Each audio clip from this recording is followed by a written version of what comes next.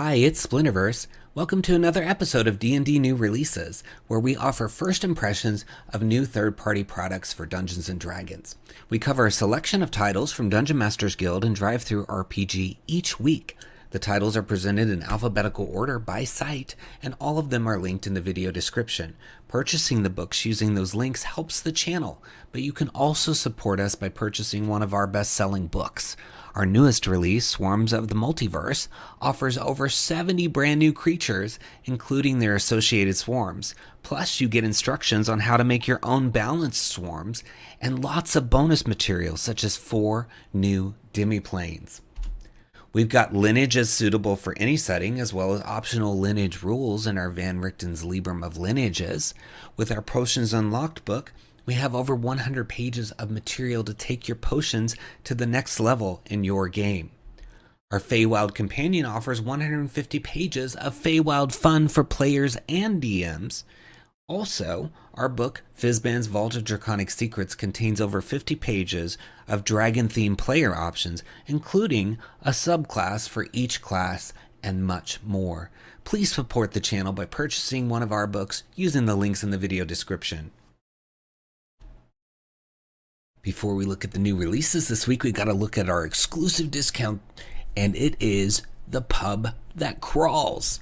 It is a best gold seller from Nick Stavansky, $4.99 for 28 pages, and it's got 9 ratings with an average of 5 stars, which is awesome. And it is really cool because you get to visit 6 unique magical pubs that feel like home. Each pub has a challenge suitable as a one-shot, or you can complete a crawl across all the pubs to have sort of a campaign that is themed around these pubs, which is really cool. And you can see the layout is really nice with some fun artwork and lots of flavor text to read easily.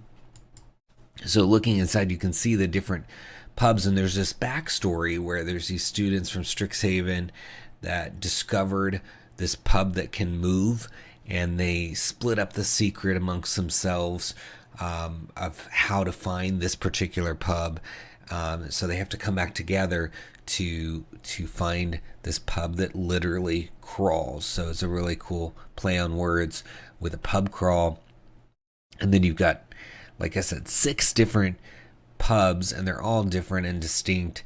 And then there's a whole section on what happens if they do an incomplete pub crawl, or if they do a complete one, and some other additional stuff, including some allies and adversaries, bits and brews, and then cartography for you. So it goes through kind of the background story. I mentioned a little bit of that. It's connected to Strixhaven, but you can have it be connected to elsewhere. You never know when you're going to need a pub. You could even just have one of these mysteriously appear in your campaign, and then maybe the party goes into it, and then they end up in Strixhaven or somewhere else. Maybe it disappears and reappears on another world, which would be really cool. It's got some drinking mechanics, a pledge challenge, and then you get into the very first pub, which you can see the whole pub in the preview, and it's called the Tall Tale. And what's really cool is they give you information on the architecture, the arms, the founder, the main bartender, the menu, and the signature drink.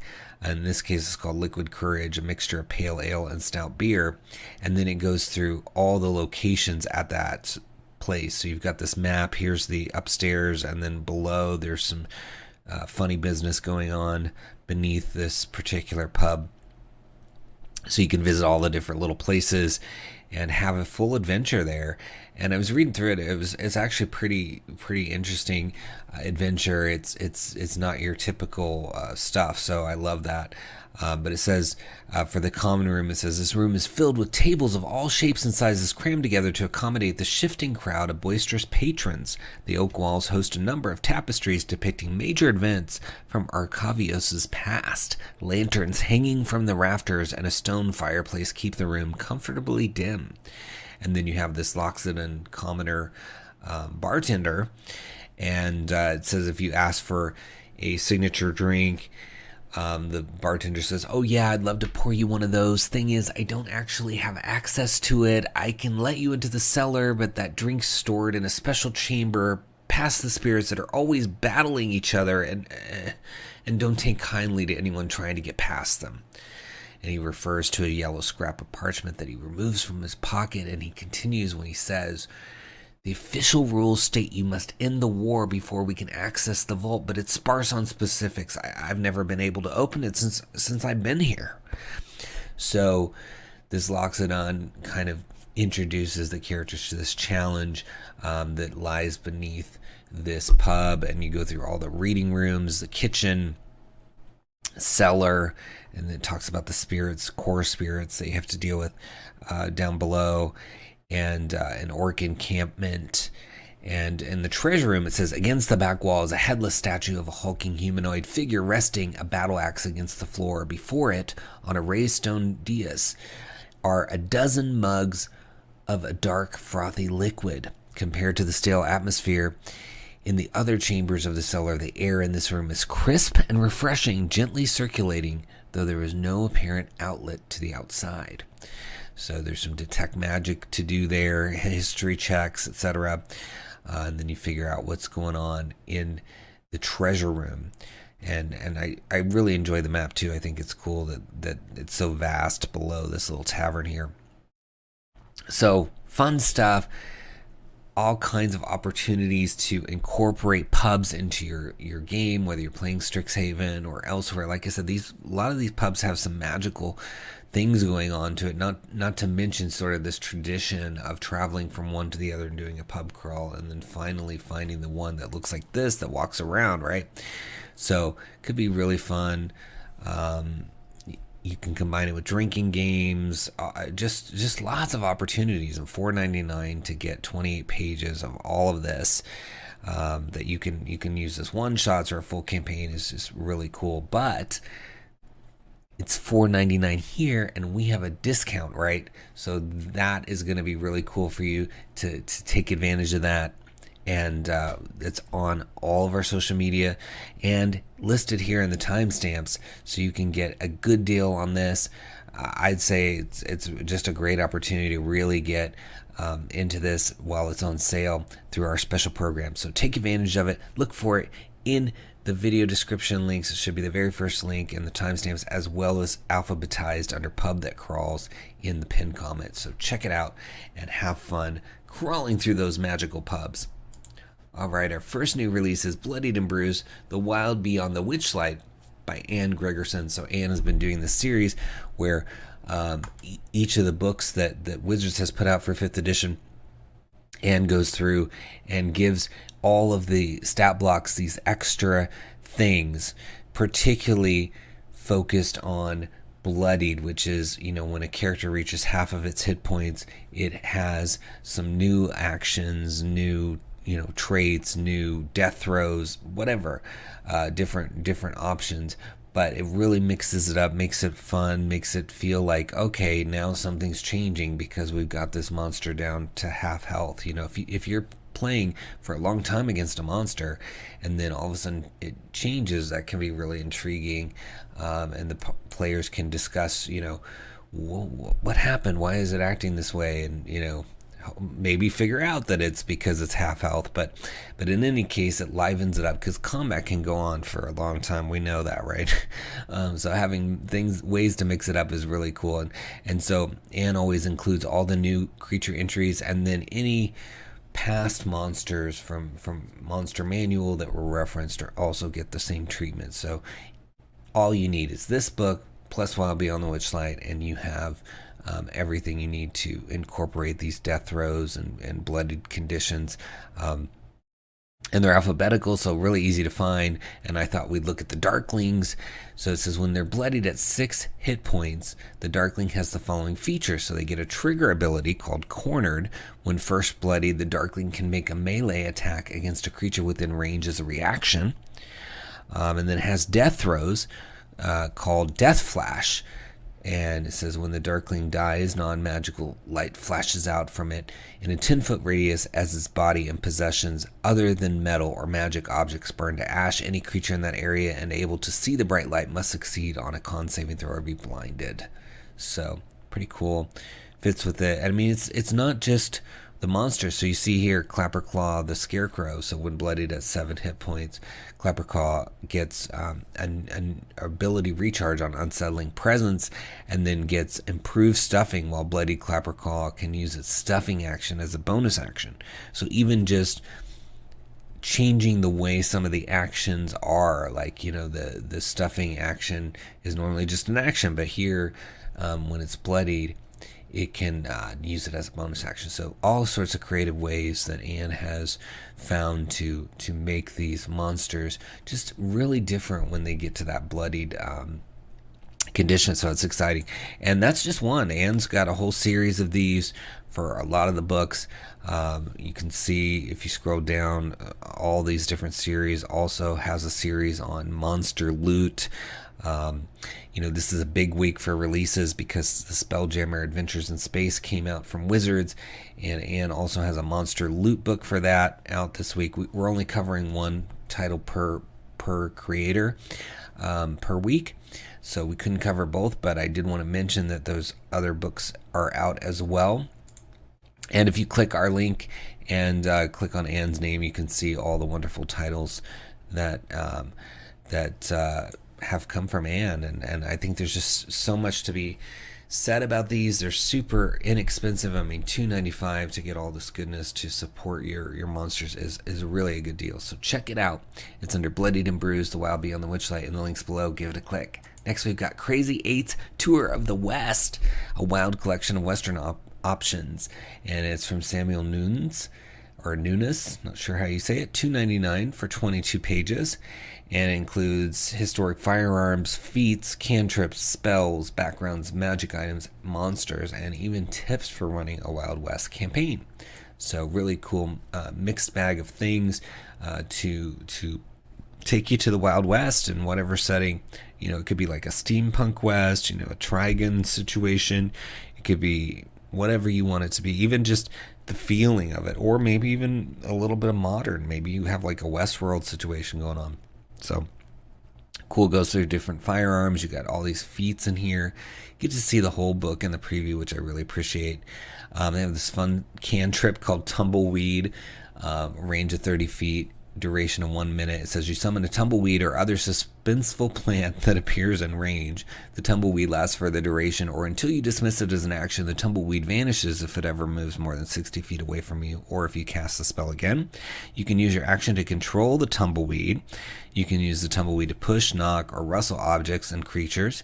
It is considered small and has a strength of 8 and a dex of 12. You can move the tumbleweed 30 feet along the ground each time you use it. The tumbleweed cannot attack. Once per turn, when you make the tumbleweed roll between two creatures who are within 30 feet of each other, you may choose for one of those creatures to gain advantage on the first intimidation check or attack roll it makes against the other before the beginning of your turn. So it's a fun little spell, right? You can use it as like a distraction. You can use it to cause some surprise. You can use it to give advantage and to sort of get between two people that are having some sort of, you know, dust up and, you know, influence it. And it's so thematic, right? You know, we think of the Wild West and Western movies and stuff, and the tumbleweed is almost always in there, right? You know, in the trailer, it's just rolling through. So I think that's a really fun spell. And there's lasso tricks, swift draw, cleansing rain, mounted gun. Ghost Town is a spell too, which is really cool. So you can choose up to 4 creatures who are unconscious or have been dead no longer than 10 minutes within the area, and a specter rises out of each of them. So really cool. And then you've even got backgrounds like investor, drifter, banker, law enforcement. Just really cool stuff. And then you get into the monsters like bandits and desperados and blazing angels. So lore, lots of information, easy to read, nicely laid out, some fun artwork in here too. It just really gives you that Western feel. You just never know when you're going to want to have a Western feeling in your campaign. I think it's, you know, you'll see a movie occasionally in the West, or you'll see a show like Westworld come out and then it gets really popular, or even $18.99 or whatever that show was. People get really, really into it all of a sudden. So having this on hand for only $2.99 to be able to quickly throw together like a one shot or some sort of Western fun would be really cool. So check it out. It's under Crazy 8's Tour of the West in the links below. Give it a click. Next, we got Cupcakes of Doom by Penny Blake. It's free on the suggested price. I encourage you to pay something to thank Penny for providing this to you.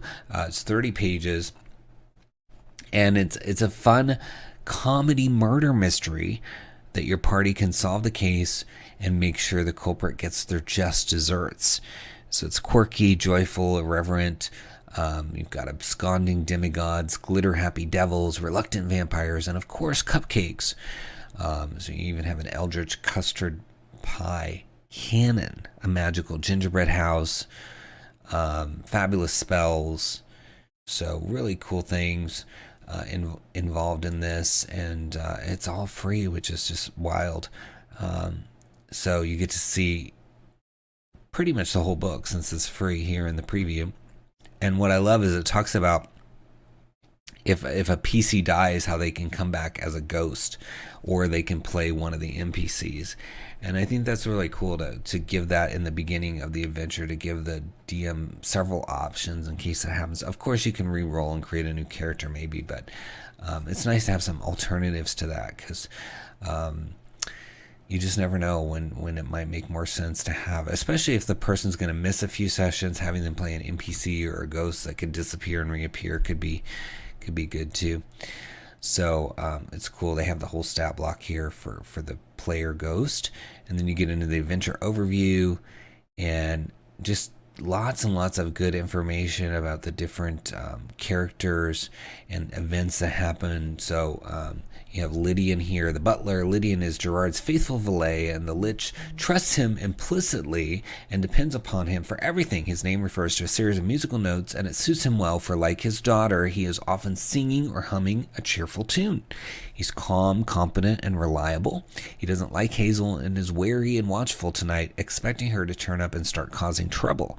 So you can kind of get the quick sense of who Lydian is and portray him if you're the DM. It says once all the guests have arrived, Lydian decides to do a final check to make sure that Hazel isn't lurking anywhere. A perception check allows the PCs to spot the valet acting suspiciously, peering through curtains, behind chairs, and under tables, or out in the garden skulking around in the shrubbery. If he thinks Hazel might be disguised as one of the guests, he will start approaching people and asking to see their invitations just to be on the safe side. So Hazel is somebody else obviously involved in this whole adventure. So you get to find out more about that as you read through. But lots and lots of characters in here, and they got party food and tons of cupcakes with different flavors. So you got Death by Chocolate, Killer Vanilla. It's kind of like Sprinkles has all those different flavors, right? So you have the equivalent here for D&D.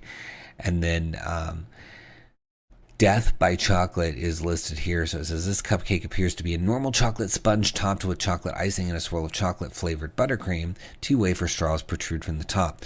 So, but within 5 to 10 minutes of eating it, chocolate begins to leak out of the consumer's eyes like tears, and then it runs out of their ears and then out of their nose and all sorts of stuff. And so what's really cool is you could bake these. You could bake all these different ones and actually have them on your table, because the descriptions are pretty clear, kind of what kind of flavors these would be, and you could put those out, and at the moment where they're supposed to eat the cupcakes or whatever, you could have them actually pick one.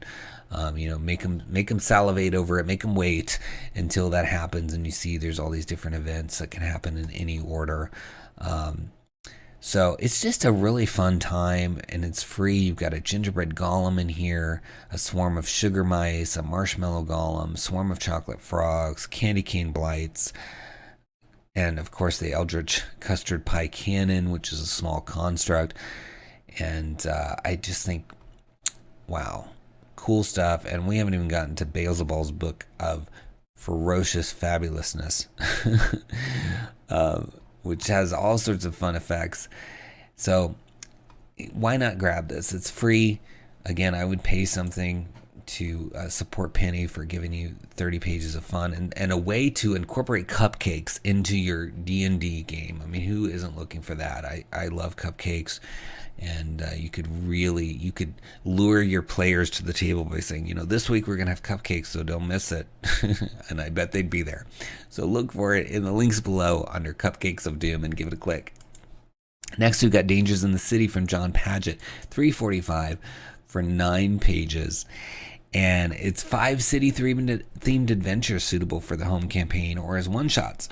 So you get 3 to 4 hours of action, background to each adventure scenario, environment, locations to visit, and then they're scalable, which is really cool. You got 20 magic items, 20 non-magical treasures, 2 tavern dice games, 6 pit fighters, 17 encounters, 28 locations, and 42 items. I mean, there's just a lot going on in here for only $3.45, and I think having urban encounters on hand is really valuable, especially at that price.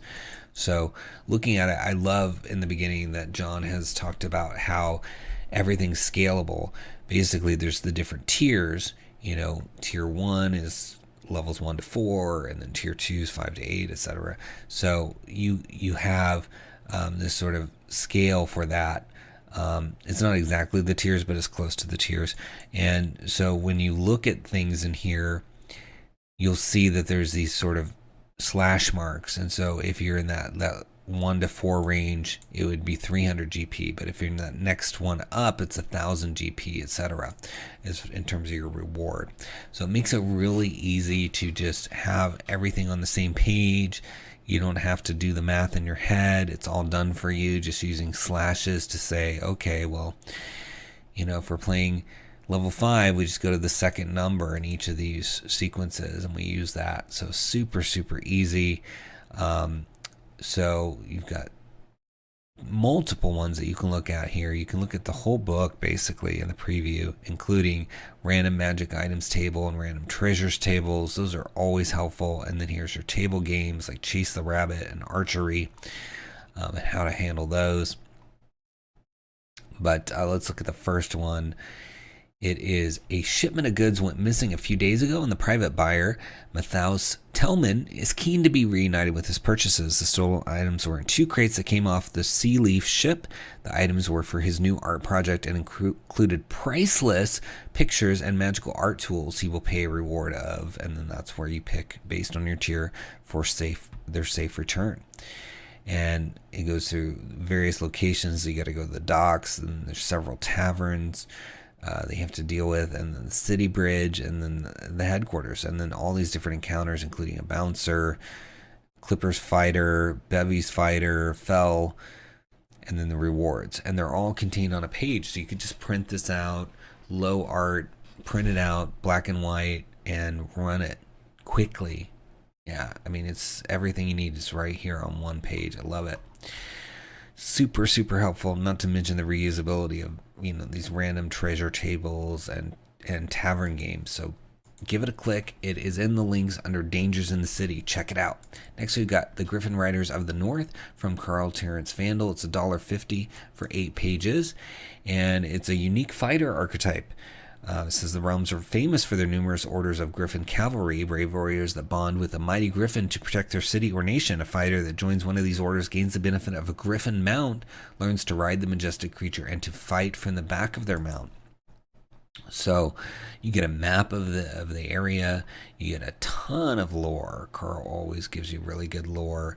And then you get into the abilities, including as an action, you can magically summon the griffin that is bound to you. It appears in an unoccupied space, and it's friendly to you and your companions. And then you have a whole stat block later in the book for that, and it shares your initiative count and takes its turn after you. And then later, various things happen to enhance your griffin bond. So you get benefits while it is summoned, basically.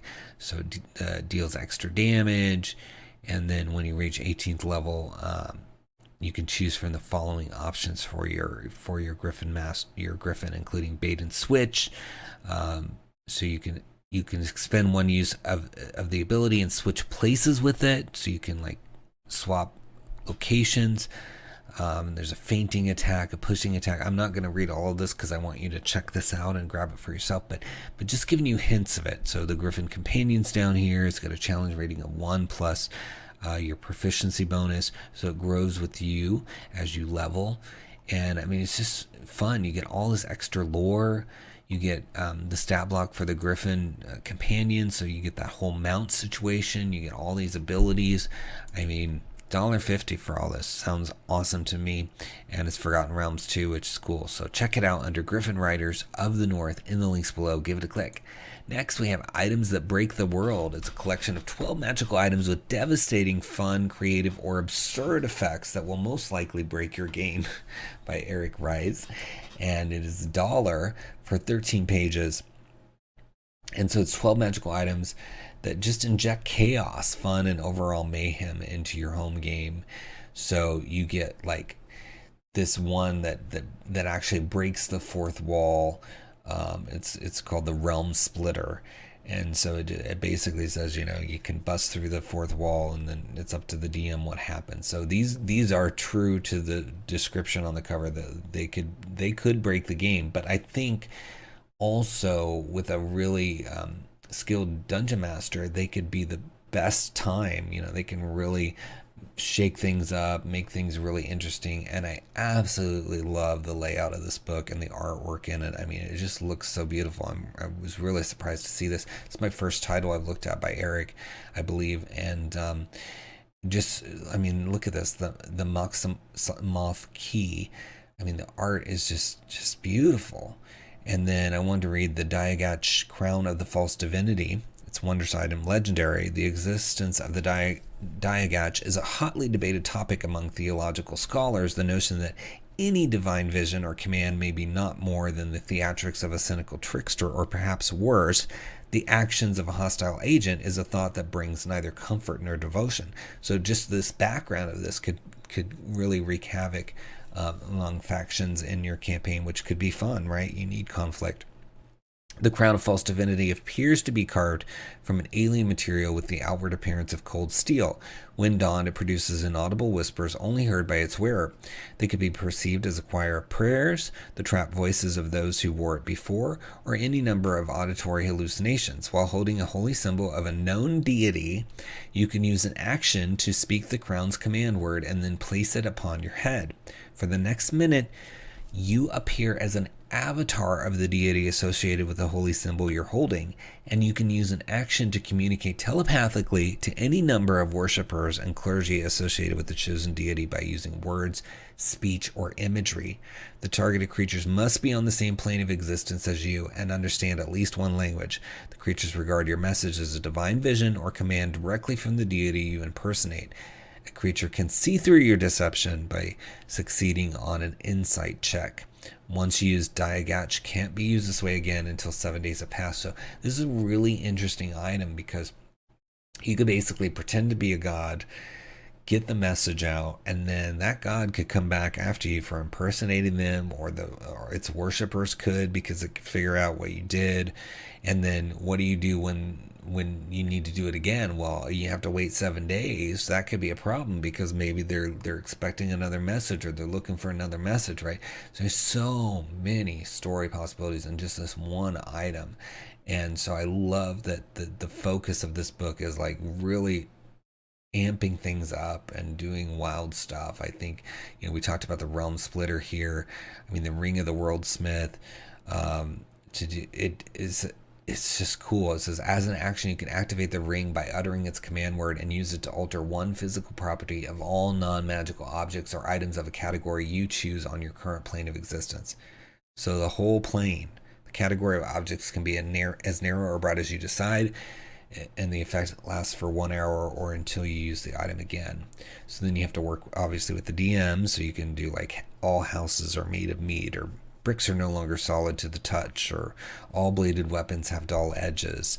Doors no longer have locks. See how crazy and wild this could be. And you don't have to give them to players. You could put them in the hands of enemies. You could even say, okay, instead of giving you the choice, I'm going to make this where when you use it, doors have no locks. You know, whatever you want to do. This could be just inspiring, or you can use it as written. And some of these I think could be really fun as written. This one I think could be awesome, especially since you can only use it once every 7 days. I mean, you can't get too crazy with it. You can send the message. It's not like you're actually, you know, changing reality. You're just speaking on behalf of the deity, and just the repercussions of that over those 7 days even could be just epic. Could be a whole campaign. So I really think you should check it out. I want to see more from Eric, and it is called Items That Break the World, in the links below. Give it a click. Next, we have Skies of Netheril. Leap back in time and explore the most magical era of the Forgotten Realms. From E.R.F. Jordan, it's $11.95. Already a best copper seller in its first week. 68 pages. And it's a setting guide to the Empire of Netheril, one of the most unique and magical eras in the history of the Forgotten Realms.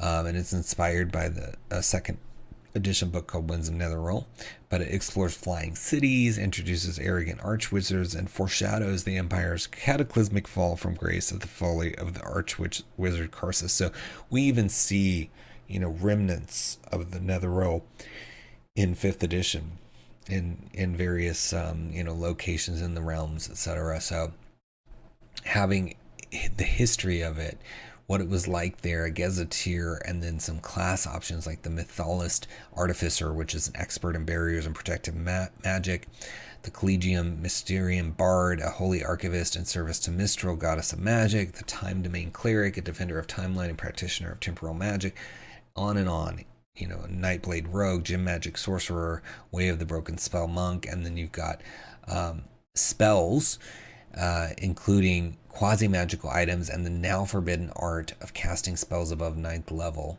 It describes 15 magic items, 3 powerful artifacts, and 13 spells, including some of those are epic. So Netheril was always associated with these sort of beyond 9th level spells, which is cool.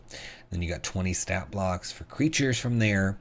So I mean, it's just packed full of stuff.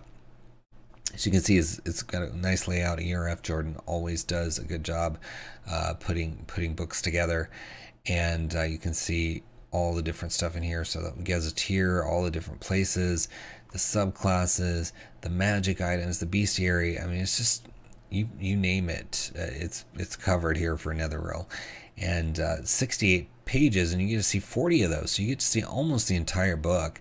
But you know, you can see just how much stuff is in here. I mean, this is tells you about the area of Monacar, and then just a lot of lore about it, and then adventures there that you can have. I just can't say enough about how cool it is. And then you get to some of the subclasses down here, including the Time Domain and the Nightblade, Gem Magic, and then you get into the magic items. So there's quasi-magical items. It says, in Netheril's early history, magic items were difficult to make and required expensive magical components, even costing the life essence of their creator in some cases. This all changed when 𝙬𝙗𝙗 invented the Mythalar, a device that filled a 1-mile radius with abundant and easily accessed arcane power. Magic items were divided into 2 categories: true magic items, which were expensive and functioned everywhere, and quasi-magical items, which were significantly cheaper and easier to produce, but only worked within 1 mile of Mythalar. So talks about how you can make those, and it gives you some examples of those. Okay, yeah, so I'm not sure. I think these might be regular ones. I'm sorry, I thought these were quasi-magical, but still, it's cool that it goes into that. And then you get the Amulet of the Archwizard. So it's a golden amulet worn as a status symbol by archwizards. You have these abilities while you use it. So you have the magical privacy. You're hidden from divination magic. You can't be targeted by such magic or perceived through magical scrying sensors. City travels in action. While in the amulet's bound enclave, you can use the amulet to cast a teleport spell, teleporting to any location you're aware of within the enclave. The amulet is considered an associated object for the purposes of the spell. So yeah, super helpful. And that's just touching the surface of what's in here. So let's read a little bit more about Netheril up here. So they even have like the tables like magic services and extravagant displays. Like a spinning halo of water floats in the center of a stone plaza, scattering beams of sunlight in all directions. Because Netheril is like almost like we think of Atlantis in the real world. It's like this golden age of power. So having these fantastical, extravagant displays is really cool. It goes through different city wards. So you've got the falling ward. The bubble prevents creatures and objects from falling off the side of the enclave. Those who teleport through or otherwise breach the barrier are granted the effects of a featherfall spell, allowing them to safely glide to the ground without injury. So, I mean, I could just read this all day. It's just so much fun. Even they're going into the gods here. They've got a list of those, and then you get into the Gazetteer. You go through all the different regions of Netheril. So if you've ever wanted to go to Netheril, if you've ever wanted to deepen some of the lore, have some more items, have some subclasses connected to it, this book has got it for you. And as I said, it's already a best copper seller, so that means people are already digging it and getting into it. So you should join them and look for it in the links below under Skies of Netheril and give it a click.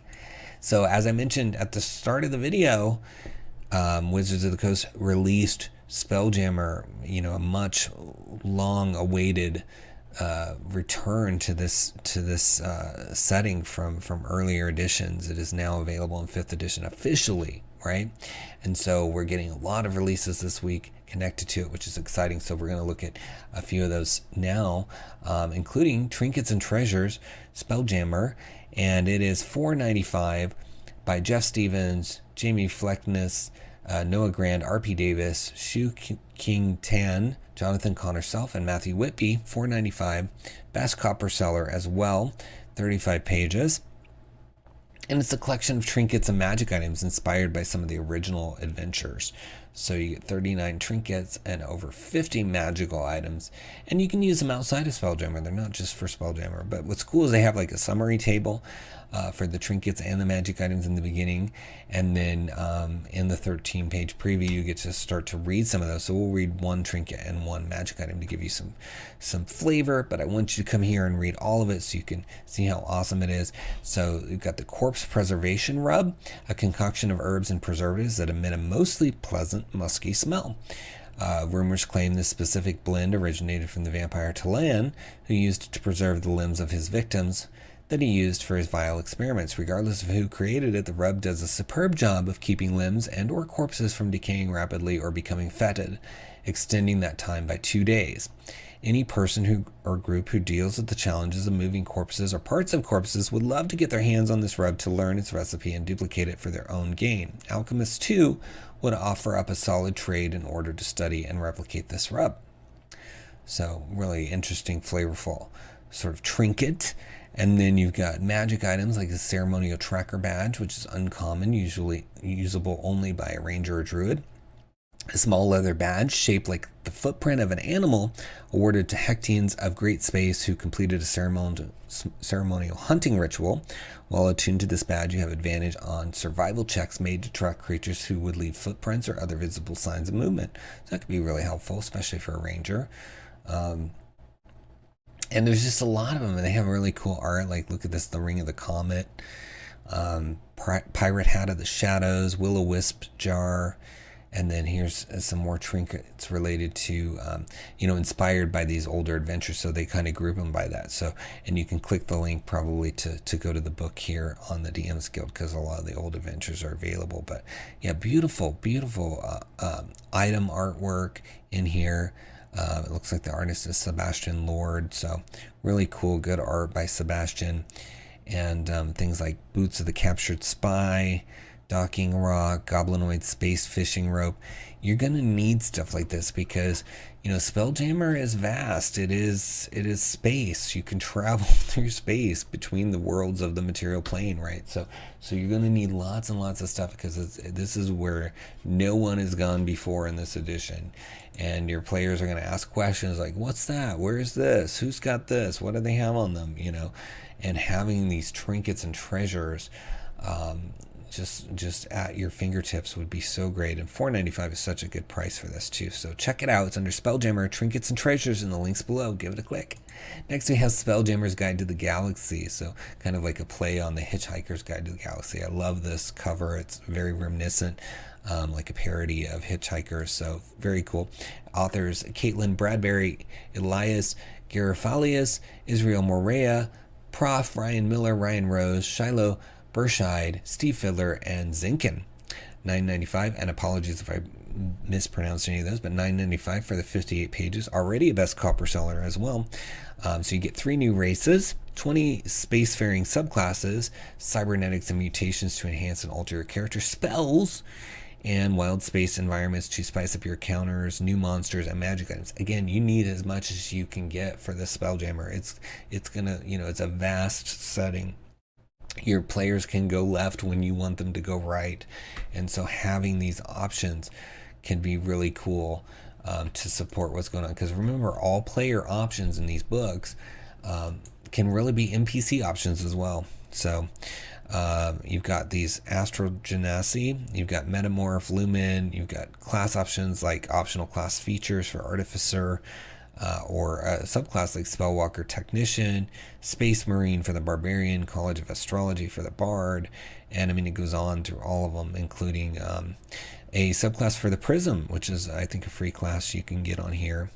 You got Wizard, Cosmomancer, Shipbreaker Magic, Assault Magic, and then you've got spells such as Find Vehicle, Tiny Shipmate, magic items like the Chariot Cannon and the Planar Terminal, and then a bunch of cybernetics, and then things like Asteroid Spiderling, Space Whales, and then of course locations like Nebulae and Asteroid Spider Belt. And the layout is really cool, very sci-fi, which I love, and it goes through how to get your character, your character into these different races. And then here's your class items. Just beautiful, right? Look at all this artwork. It just really feels like we are in a sci-fi book, which I really appreciate. And you get to see the whole thing, the entirety. So there was the Tiny Shipmate. I love the little picture there. The whole thing. So you have no reason not to buy this. You can here's the planar nexus. It says it's a hub region where one or more wormholes connect to various outer planes. These areas are naturally occurring throughout wild space, but most well-known nexuses have an established local presence and are maintained as trade routes and typically carry a hefty fee for their use. And so it tells you like, okay, the color connects to the different planes. So it could be Mechanus with a diamond blue wormhole color. And then you got a mirror zone, gelatinous nursery. Here's a space whale, which is a CR9. I mean, just so much good stuff. This book is just, I think, one of the best ones that has come out to support Spelljammer in terms of the depth and breadth of it. So, and look here at the Metamorph artwork. It's just hard to even say what to read, but let's look at the Metamorph. So just as the astral plane has its psychic winds, this wild space has its own magical phenomenon, the essential irradiance. This physiology of those exposed to this rare natural event are then altered over the course of the coming week, always in a way that allows them to transform their body into a specific state of matter. These transformed people, called metamorphs, naturally come to understand the world by comparing it to different states of matter. So your creature type is humanoid, you're small or medium, you speed 30 feet, and then of course metamorphs are transformed from another race, so you can replace it, because this is a lineage, which I love lineages. So it's really cool that this can replace whatever race your character already has. And it says you have proficiency in the nature skill, and you can choose one of the aspects below, and you gain its corresponding damage resistance, and you can use your bonus action to transform in the aspect you chose, gaining the rest of its benefits or back into your humanoid form. So if you're solid, you gain resistance to poison and psychic damage. While transforming, your creature type is construct. You have advantage on saving throws against being charmed or frightened, and magic can't put you to sleep. But if you're liquid, you gain resistance to acid damage. While transforming, your creature type is ooze, and you can squeeze through a space as narrow as 1 inch wide, as long as everything you're wearing or carrying can fit. And then there's other transformations as well. So, but how cool to have a lineage that's based on encountering something out in space, because your characters from your players may not be prepared for the wildness of wild space, right? And so having them transform would be a great way to give them mix it up, especially if you started them level 1 to 4, maybe, in like one of the worlds of the material plane, and then you're having them leave that world through Spelljammer to go have other adventures, having them transform at the beginning of that into a different race. So they've played 1 to 4 as one race, and now they're going to have this lineage, because that's the beauty of lineages, is they can sort of overtake an existing race. You don't have to start as them. You can, but you don't have to. So love to see it. And we're just scratching the surface. You can read this entire book, and I encourage you to support these creators, because look at how much they put into this, how many people were involved, how much artwork is in here. It's just really, really beautiful. So you've got to grab it. It's under Spelljammer's Guide to the Galaxy in the links below. Give it a click. Next, we have Voyagers Venturers, 10 cultures for your Spelljammer game, from Stuart Braz, John Bryant, Matthew Charles, Joe Gaylord, Morton Grice, Kai Linder, Ryan Sargent, Aaron Tierney, Stuart Watkinson, Duncan Watson, and Sven Truckenbrot. $14.95 for 120 pages. It's already a best silver seller. And there's just so much in here. It's basically cultures that revisit and update classics that did not make it into the official Spelljammer release. So they're getting reinterpreted. You've got deep lore history, quest seeds, lineage traits, magic legacy items with mini quests, feats, subclasses. It's all in here. It's really cool. And you can see it's everything from the 𝙬𝙬𝙬𝙧𝙬 to the 𝙬𝙬𝙬𝙧, and then they've got GIF anarchists. So if you like the GIFs or lizard folk, there's some options in here for those.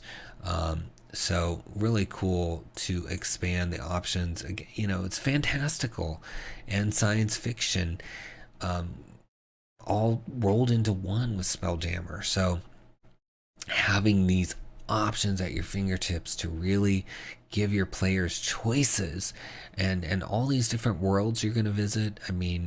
You need lots of options with Spelljammer. So it goes through here what's updated versus old favorites, and then some unique new additions, and then goes right into character creation path, how to do that, and then talks about other cultures and character evolution, adjusting power levels, and then you get into the 𝙬𝙬𝙬𝙬, which are psionic penguin-like species of infamously shameless merchants constantly looking to turn a profit. Most see them as harmless nuisances to be avoided, but the 𝙬𝙬𝙬𝙬's quest to become the multiverse's greatest merchants makes doing so increasingly difficult. So goes into a ton of lore about them, and then you have some adventure options like venturing capitalists. You are 𝙬𝙬𝙬𝙬 and 𝙬𝙬𝙬𝙬 make their fortunes among the stars. The multiverse will fear your mighty merchantry. So I could see someone who's a 𝙬𝙬𝙬 saying that. And then you get into their religion and their etiquette. Tons and tons of background, way more than you normally get, right? And then what their dream purchase is. And of course, the first one is their own Spelljammer. They want to have their own ship to travel through. And then you get into their traits, including psionics. The mage hand cantrip, and the hand is invisible when you cast the cantrip with this trait.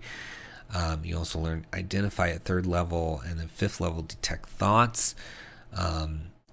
And then you've got Arctic resilience, so you have resistance to cold damage, and then you have resistance to psychic damage as well. And your implacable mind grants you immunity to the charm condition.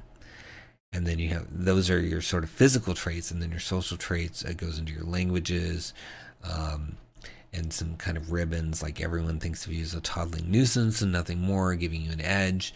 The first time in a combat that you make an ability check or an attack roll or force a creature to make a saving throw, you have advantage on that. So pretty cool. And then vocational traits, I mean, it just goes on. I mean, all sorts of options. And a quick build, you know, you can pick from these traits, because I don't think you get every single one of these traits, because there's a lot. I think there's a system they have in play here where you pick from those, which I think is cool. It makes them distinct. No two doa are going to be the same. And then you've got here the transactionalist, which is a rogue subclass. Feats like Binding Agreement, and this legacy item, the 𝙭𝙬𝙧𝙬, which is a traditional doa war weapon.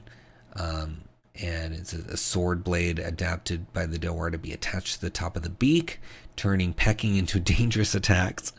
So you've got all these different properties you're dealing with, and it says a 𝙭𝙬𝙧 can be attached to a creature's beak if it has one. As a bonus action while attached, the creature can make attacks with the 𝙭𝙬𝙧 as if wielding it as normal. The wearer can detach the 𝙭𝙬𝙧 as a bonus action. So very cool. I mean, look at this art. I mean, they just do such a good job in here. I mean, here, look at this beautiful GIF artwork. I love it. Great stuff to support your Spelljammer fun that is happening everywhere now that it's released officially after so long. People wanted it, so very exciting. So check it out. Well, that's our last DM's Guild title for the week. Before we go on to DriveThruRPG, please consider purchasing one of Splinterverse Media's books. We have all of those listed in the video description, including our latest book, Swarms of the Multiverse, which is over 180 pages, print or digital, devoted to brand new creatures that either create swarms of their own species, or they control swarms, or somehow are connected to swarms. So you get over 140 stat blocks, 70 different new creatures, minimum of 2 pages per creature to really give you their tactics, adventure hooks, lore, and of course their stat blocks, and a lot of bonus items like magic items, demiplanes, diseases, factions, all kinds of connected material to really help you integrate these monsters into your campaign. You'll have no trouble bringing them into your campaign. And we've got instructions on how to create swarms and environmental swarms, which don't even have hit points. They're like hazards that you have to deal with as you move through those as a player character. So lots of good stuff in there. Check it out. Linked in the video description, along with Feywild Companion, over 150 pages, platinum bestseller, almost Mithril. With just tons of Feywild goodies. It's got a brand new Domain of Delight. It's got Fey-oriented subclasses, monsters, encounters, spells, magic items, flowers of the Feywild, so you can make the Feywild seem truly fantastical. Full adventures. I mean, it's just packed full of fun. Then we've got Potions Unlocked, which is over 100 pages, print or digital, of potions. A bunch of brand new potions, including optional rules for them, including like warnings. If you take too much of potions, certain things happen. What do they taste like? What do they smell like? How do you make them?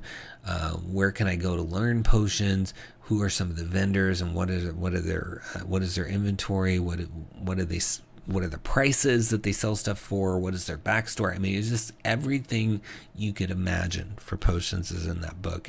We really wanted it to be the definitive potion book. So you get that and you feel like, okay, I've got potions covered. They're now more interesting instead of just being, oh, here's a potion of healing, just run of the mill. These are way more in depth, including short stories for every single one of the potions' origins. So you can turn those into one-shots or have a vendor relate those as you sell the potion or give the potion to someone in your campaign.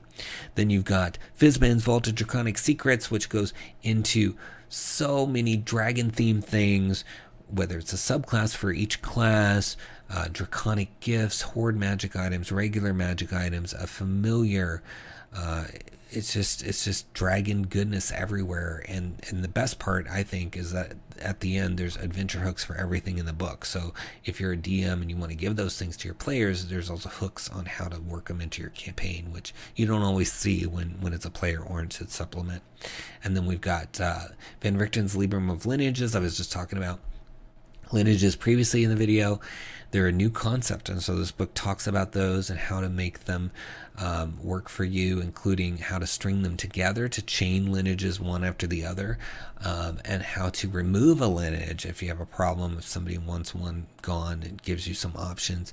And then there's 4 really cool lineages that are conflict driven and can be used in any setting in there. So if you want to try out some lineages, these could be really cool. They're so personal. Lineages are really personal, and I like that. And then you've got Secrets of the 𝙬𝙬, which goes into a brand new race that is a combination of the drow and the 𝙬𝙬.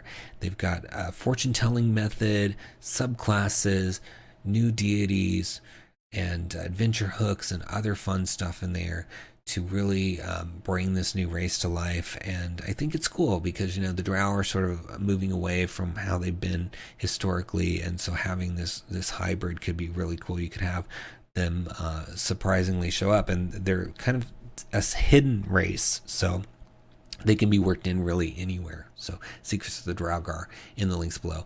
Also, please like the video, subscribe to the channel, share the video out there. If you click on the links and support all these awesome creators, you're also going to be supporting the channel because we get a small affiliate fee from any shopping you do, even if it's not a title we talked about this week. So please do your shopping with us. And of course, please purchase all these awesome books that we've covered so these creators keep on going and releasing wonderful new stuff for us each week. Well, that's it. That's my little spiel. Let's move on to DriveThruRPG. Our first drive-thru title is Arms and Artifacts of Zul, Tome 4, 99 cents from 𝙤𝙤𝙬𝙪 for 12 pages, part of the drip release strategy. Usually each week, 𝙤𝙤𝙬𝙪 and Clifton release something new for the mega continent of Zul, Free City of Edashar campaign setting, so that you can deep dive into just one aspect of that campaign setting, and over time you will have a deep working knowledge of pretty much everything. I mean, let's face it, we buy these massive campaign books and we don't read the whole thing. So with the drip release strategy, for a very small amount of money each week, you can get super familiar with this campaign, and you don't feel like you're skipping over stuff. Oh, I should have read that because now my players are asking about it. No, you're reading it each week, so you've got that background, and it's a much lower time commitment each week to read about this, and you can incorporate it into other settings. I mean, this particular book is items, right? So you get 4 magic items, 4 magical tattoos, a new necromancy spell, and of course the lore that comes with this. So you've got 12 pages here, the whole book to look through. So you got the Burgothian tattooing stone, which is a wondrous item, very rare, and then you've got some tattoos down here. Scar of the Beast, Salve of Curse Breaking, Wand of Truth Saying, and then Ring of the Forester, and then Malediction of the Grave, which is a spell. So just fun stuff for 99 cents, right? You can just really enjoy this and get some of the flavor. So with the Malediction of the Grave, the casting mage creates an enchanted fetish of humanoid bones, places it near the remains of a recently deceased humanoid, and rolls a wisdom check. On a success, the fetish can be employed to lay upon another the curse, disease, malady, or other mischance from which the deceased person was afflicted. That's cool. So you can like transfer whatever happened to this corpse. For each day the mage spends enchanting the fetish, it can extend the effects of the malediction for 1 week. If the spell is cast every day for 5 days, the malediction becomes permanent on the victim. Once made permanent, it may be removed via remove curse, wish, or similarly appropriate spell. So that's really fun. And then just looking at some of these other items, like the stone skin tattoo, it's a wondrous item, uncommon, and it features spiraling designs that cover the recipient's upper body and limbs. It bestows the following benefit: when the recipient isn't wearing armor, the tattoo grants an AC of 15 plus dex, and they may employ a shield and still gain that benefit. So fun. I mean, tattoos, can never have enough options with those. I've seen entire books devoted to those. So to get 4 of those, 4 magic items, a new necromancy spell, and I love that spell, and all the history and background, introducing this setting. It's really cool, and it's only 99 cents. So look for it in the links below under Arms and Artifacts of Zul. Give it a click. Next, we have Black Pudding, which is for OSR, or Labyrinth Lord, Swords and Wizardry, etc. It's from Random Order Creations with a suggested price of $2, and it's issue number 7, 24 pages. And it says, in this Glorpy issue is a small assortment of character classes such as the Eyeball, as well as a few new monsters such as the incredibly handsome Grave Crusader. And there's a Gazetteer of the World 𝘎𝙤, one of the many iterations of the Eternal Pangea. The 5 cities of 𝘎𝙤 are described, many random tables provided, and crude X1 style blurbs suggesting other parts of the world. The mythos of 12 deities is also presented, all for your wondrous gaming endeavors. It's the world of Black Pudding, and they're in that BX style that works with Labyrinth Lord, Old School Essentials, etc. So if you look at the interior, it's just playful and fun. I mean, look at this, the AC of 5, Queen of the Dark Light, all the stats are kind of organized around this central picture, which is cool. And then this beautiful map. I was drawn to this when I was picking the lineup for this week. Really love this map. I mean, it's just so nice and takes me back to BX for sure. And then you've got all this information on 𝘎𝙤. So it says, we'll zoom in here. So, oops, you can pick the birthplace of adventure locations. So it can be a location such as Bushover, Darkmirth, and then you've got a keyword like skull piles or stars or strange signs, etc. This is, in the beginning or some such time, Pangea was everything. Formless, shifting, weird. Civilizations emerged, lived, died, and rotted. Over time, the Dreamtime world faded into the background and left the real world behind. Here's a brief sketch of one iteration, of one moment of that world. 𝘎𝙤. For your adventure gaming purposes, fill in the gaps as you please or drop into your own worlds. And then, yeah, you have these tables here. So I just mostly love this map.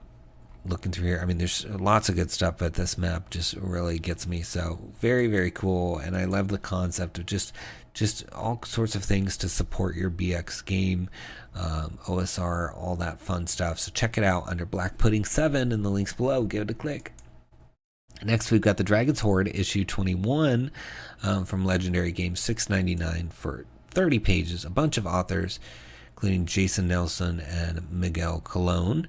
And it is a typical sort of anthology issue that comes out from Legendary Games, where they've got a section on magic items, spells, subclasses, and monsters. So I think that's always great to grab and just supplement your campaign. And it's not tied to any setting, so it makes it really easy to integrate these.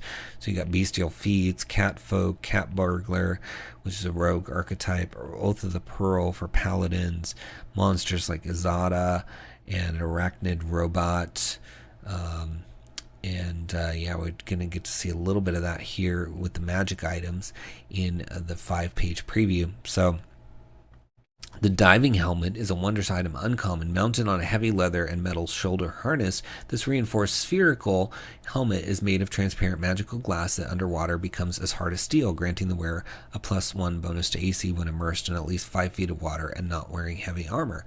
The diving helmet provides the wearer with an unlimited supply of breathable air, and as a bonus action, the wearer can cause the diving helmet to light up, providing bright light in either a 15-foot radius or a 30-foot cone in one direction. While underwater, the wearer of the diving helmet has resistance against pressure damage caused by deep water. So very thematic, works very well with how it looks. I think it makes perfect sense. Great, fun stuff. We can deep dive with that. And that's just one of the items. There's a bunch in here. I think these little grab bag supplements from Legendary Games are really fun and good. So check it out under Dragon's Hoard in the links below. Give it a click. Next, we have Encounters in the Forest from Grimm Press, on sale for $4.99 for 37 pages. Author Dan Salvucci. And it's basically, for 5th edition, 10 unique encounters that can be easily dropped into any forest terrain, ranging from 3rd level all the way up to 8th. And there's a mix of exploration, combat, and social role-playing. So you can see really nicely laid out. So let's look inside, and they're organized by level. So you start with the lower ones of 3 all the way up to 8. And then it goes into the first encounter, Entanglement, which is a social combat one for average party level of 3.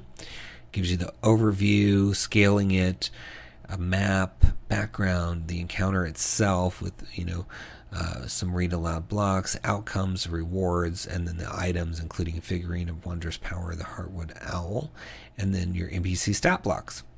So super well organized, and it follows that similar pattern for all the adventures in here, and you get to see 10 of the 37 pages. So it says, Entanglement, the party encounters an unusual scene of a wyvern almost captured in webs by several ettercaps and giant spiders. An enormous web spans the road before the party. Is not clear what the ettercaps want with the wyvern, but what is clear is that allowing the ettercaps and spiders to maintain this road trap is dangerous to everyone. The party is faced with the dilemma of attacking the ettercaps and possibly releasing the wyvern. So you can see the webbed over road there. And I love this, how it starts here, this read aloud. What you see before you is a bit beyond belief. A wyvern is caught in webbing, which is keeping it from taking flight. Several large humanoid spider creatures work alongside a group of giant spiders as they attack the wyvern. So yeah, it can be really interesting. And then various outcomes, they don't engage, they do engage, and something happens, or they engage all of the monsters and eliminate them. And then it goes into the rewards, and you got the whole figurine here. And there's even this garden lantern, which is a wondrous item rare. And it says a copper hand-carried lantern that always produces a soft coppery glow from its 10 knocked sides. If left undisturbed for 8 hours, all normal plants in a 100-foot radius centered on that point become thick and overgrown.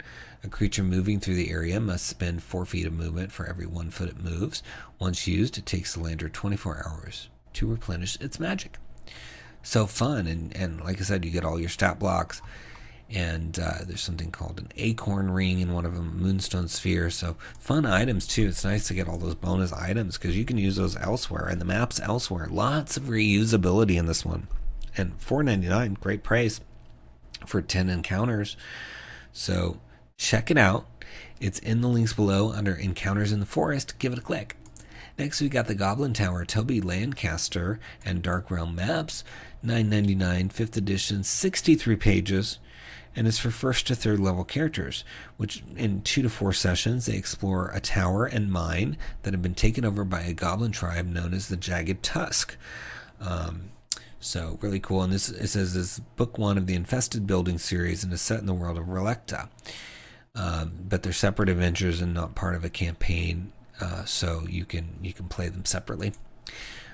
So you get the introduction to the tower, all that stuff. I love the map over here. I mean, it's so beautifully detailed. And then there's this whole section on a village called Dally Village and some missing horses, and a huge read aloud for passing the fleeing merchant, which is cool. But let's read about the missing horses. The players arrive at the village. Wooden shacks and houses are unevenly spaced along one street, with a few tracks leading off to workstations and paddocks. In the village's main street, there appears to be one notable building. It is the only one made of stone and has a high roof covered in slate tiles. At the top of its narrow spire is a weather vane, cast in the outline of a horse. So this eye-catching building is the Temple of Jaskar. Although most of the villagers seem cautious and not very welcoming, one does approach an old lady wrapped in a shawl who has a desperate look upon her face. She guides them with her hand and says, "Brother Alban is inside, and he wishes to speak with you." And the villagers and priests believe that the players have responded to their call for help. If they argue with her regarding the reason for their appearance, then she simply backs away. If the players decide not to enter the temple, they instead spot a goblin further down the road imprisoned in an iron cage. So I love that, if they do this, this happens. If they do that, this happens. All that planning is really helpful for the DM to give them options. And well written, not to mention these beautiful maps. I mean, just stunning. I love that. And presumably you get some of these maps with the adventure. Yeah, it says the Copper Mines map, Goblin Tower map. So if you're watching Dark Realm maps, I would maybe mention that in here. Maybe I didn't read it, but I think that's the selling point, that you get all those maps with this too, because they're gorgeous. So look for it in the links below under Goblin Tower and give it a click. Next we have Loniel, the Floating City of Angels from Dream Realm Storytellers, $11.99 for 107 pages, 5th edition. It says, welcome to Loniel, the Floating City of Angels, home to all kinds of good creatures and their cultures. Once the playground for all kinds of evil, Loniel now hosts the creme de la creme of heroes, and has done so ever since its salvation at the hands of 7 archangels, or as they are more commonly known here, the 7.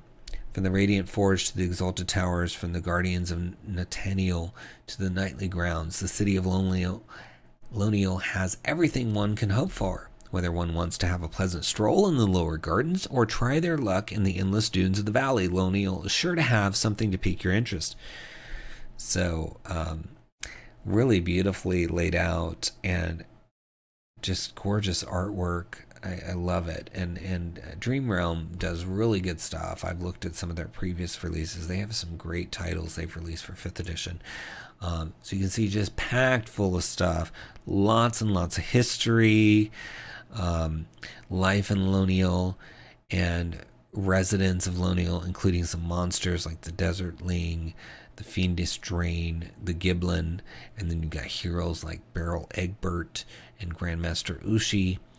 And, you know, I think having really nice, like almost celestial style places is good, because you just don't see that much. Most of the time it's like Avernus or Ravenloft, or, you know, someplace dark and dangerous. And not that this isn't dangerous, it's just not as dark, right? And I love that. You don't get that much. So even if you just buy this book and steal pieces of it for your homebrew campaign, I mean, it'd be cool to have some light amidst the darkness. So there's some plot hooks here, like a serial killer roams the streets of Loniel. The killer is military personnel who went insane after a mission in the valley. And then you've got the history of Loniel. So it goes through all the history, and we're going to see 25 out of the 107 pages. So the era of 3 morning stars, and then here's the shape of it. I mean, look at how cool that map is. This is not a typical city map, right? It's got these little sort of spherical areas, and you've got buildings, encounters, and weather. And then it goes into the center. I mean, what more could you want if you're going to run this location to have all this detail? Look at how much detail they put into this. And then here you get into some spells like Sparkle and Zoomorph, summon hats. I like that. You wave your hand in the air and chant the magic words and summon a hat, which appears in an unoccupied space that you can see within its range. Its shape, color, material, and size is determined by you. However, none of its dimensions can exceed 20 inches. So it's a little cantrip to summon some hats. You got sound effect, and then Clarence's Colorful Circus, Messenger of the Future, Guardians of Netheril. Love it. Just feels like a well-oiled machine. This book is just so well put together. But let's scroll back up here and read one of the areas. This sounds like a cool place. Thousand Stars Inn. From the outside, the Thousand Stars Inn blends in perfectly with the rest of the center. It looks like a modest 3-story tavern made of white cobblestones with many stained glass windows, all of which portray starry night skies. The inn's name is carved into both the thick wooden door of the inn and the little wooden plate that hangs above the door. In the nighttime, the sound of revelers enjoying themselves is audible, even from the outside of the building. The interior of the inn certainly does not share the same aesthetics as the facade. As you enter a large and spacious area carefully filled with oak tables, and a bar welcomes you with a refreshing smell of wildflowers. Looking up, guests are awed by a magnificent night sky full of stars and northern lights that fill the space where the ceiling should be. There are no light sources on the ground floor as this epic display lights up the area. This is also where the name Thousand Stars Inn comes from. So the very beautiful depicting this magical effect of walking in, and it's like going to some sort of themed restaurant in the real world. You get this dazzling display, like if you went somewhere in Vegas, and it's just like awe-inspiring and photo op, right? But here, it's really going to marvel at characters because magic's involved, probably. At the end of a long day, people love to come here, relax, and enjoy the view while they sip their drinks. The main clientele of the inn is the people who work in the center. However, it would be fair to say that the Thousand Stars Inn is one of the most famous inns in Loniel. The second and third floors have rooms of various sizes, of which the ceilings also look like a night sky. Generally, visitors to Loniel choose to stay in these rooms to enjoy the view and fall asleep into sweet dreams. So yeah, you could really work that into the story, and maybe that's the only place somebody can sleep because they need to be under the stars, you know. And you've got Lady Matilda who works there, and then you've even got a drink there. It says the red one is a red colored drink with the same initial mouthfeel as regular vodka, both underlying notes of sweet berries. And a whole bunch more about that. Love it. Really fun. Why not have a more celestial style location to base your adventures or your campaign? And here it is. I mean, 107 pages worth from a really good company. So check it out. It's under Loniel in the links below. Give it a click. Next we have Monstrous Modules Volume 1, 5th edition. And it is $5 for the PDF, or you can get a hardcover for $14.99, or both for that same price. And it's 91 pages, and it's got 8 adventures, some of which are side quests, some are full modules, one of them is a location. It's just a town, it says. So looking inside, you can see all the different pieces, gives you some general advice, and then it gets right into the first one with all the maps and the premise and the location. So it says, the Hallowed Tomb is a small starting dungeon for any number of level 1 players. You can even run it solo. And then it gives you the entrance.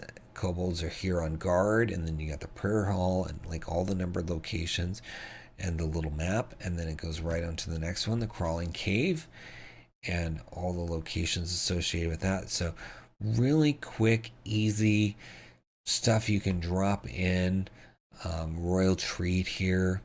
Only a few pages for each of these. They're easy on the printer because there isn't a ton of color, except for the maps. So you could print these really easily, and just have it sitting next to you as you run one of these.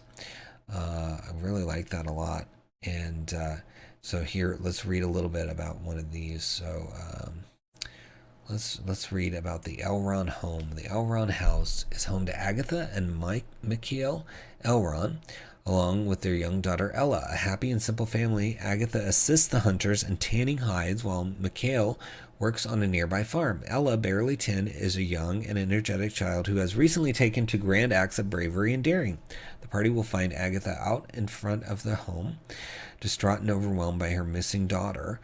With Michael and a few hunters off searching for Ella in the woods, Tonia has stayed behind in case her daughter returns. Upon seeing the party, she will beg for their aid, offering any information she holds. So you gotta help find this kid, it looks like, which is cool.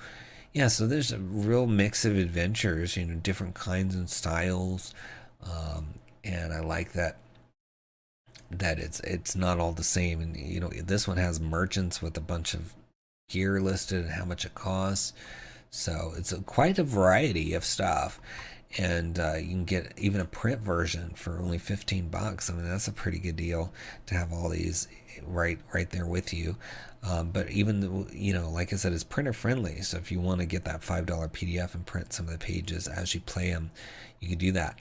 So really cool. I think you should grab it, get some of these adventures on hand. You never know when somebody's not going to show up. You need a little one-shot filler experience, or the party turns left instead of going right when you wanted them to. So look for it in the links below under Monstrous Modules and give it a click. Next we got Moondaughter's Fate by Alice Ping and Necromancer Games, $13.99 for this 5th edition adventure, and it's 38 pages. It's suitable for 4 to 6 tier 2 characters, and it's in the folkloric version of China. And let's take a look inside. So you've got all this stuff set up here with all the different locations, and then even some appendices with items, names, phrases, new creatures like the 𝙭, and coal demons, and all sorts of locations for this adventure. So Love this. This whole background here. Provincial Roadhouse. Here's the map of that. And let's read a little bit about that as we zoom in. You know, Necromancer Games always does really good stuff, so it's always great to see another title from them. So you have been noticing storm clouds roll across the sky all day, and they have begun to rumble their discontent. You might have stopped earlier on the lonely road in the poor cover of a few trees were it not for the roadside markers that promised a roadhouse ahead. Unfortunately, the road proved to be longer than you expected, and by the time the building appears ahead, the rain has started in earnest. The building looks inviting, and the once dry, cracked road has quickly turned to a muddy track that only increases a desire for a clean, dry bed inside. Heading toward the entrance, you pass an unattended cart only partially protected by a tarpaulin from the rain. So, nice moody feel as you're entering, and then it gives you what you're going to find out if you investigate the cart, and then right into the named locations in the roadhouse. So this is the foyer and the shrine.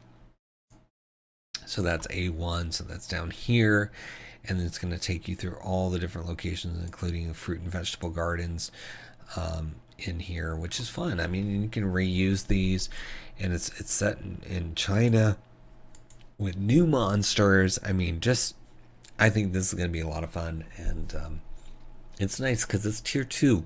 You see a lot of tier 1, you see tier 3. I don't see a lot of tier 2, so it's nice to have a tier 2 adventure for people to really sink their teeth into and enjoy. And as I said, Necromancer always does good stuff, so you gotta check it out. And it's a good price point too. So look for it under Moon Daughter's Fate in the links below. Give it a click.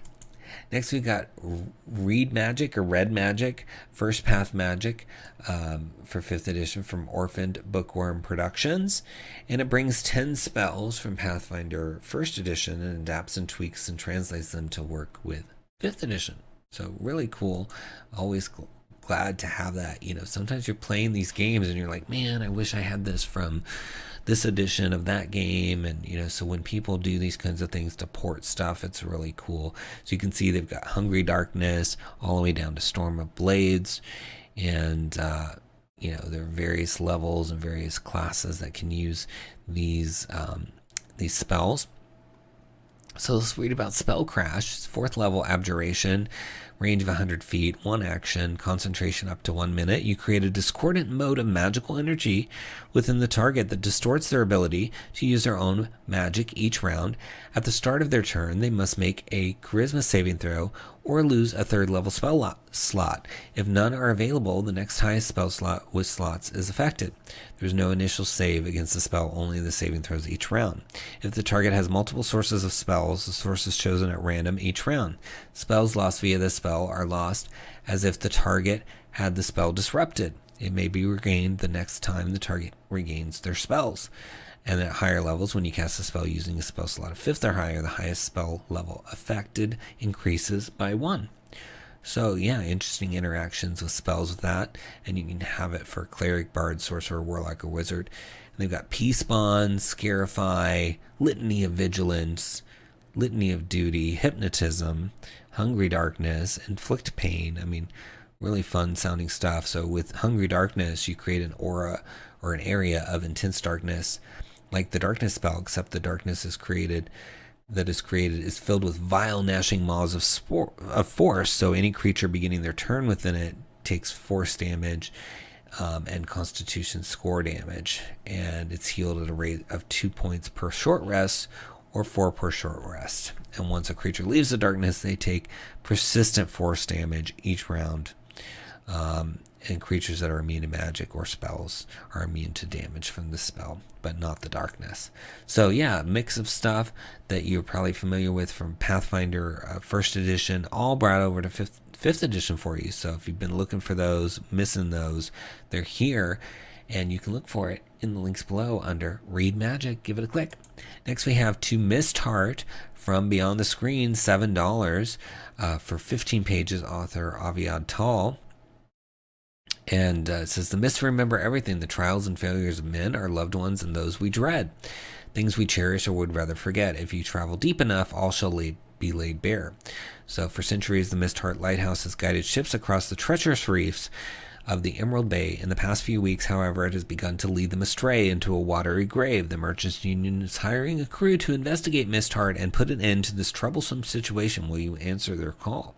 So it's a one-shot adventure for characters of 4th level. There's a haunted lighthouse at the edge of civilization, and it's really cool to see this kind of concept of like, oh, well, things were fine and now they're screwed up and we need your help. Because a lot of times it's not like that. It's like, oh, we've been dealing with these monsters for a while, right?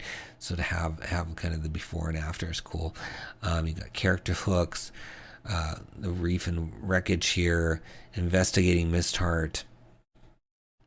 And then here's a really cool map, even with the roofs of the place as well. You can see.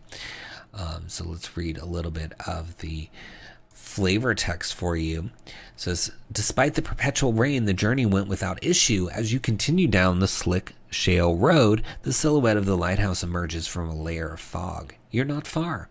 You're walking along a narrow, rocky peninsula with dense reefs on either side.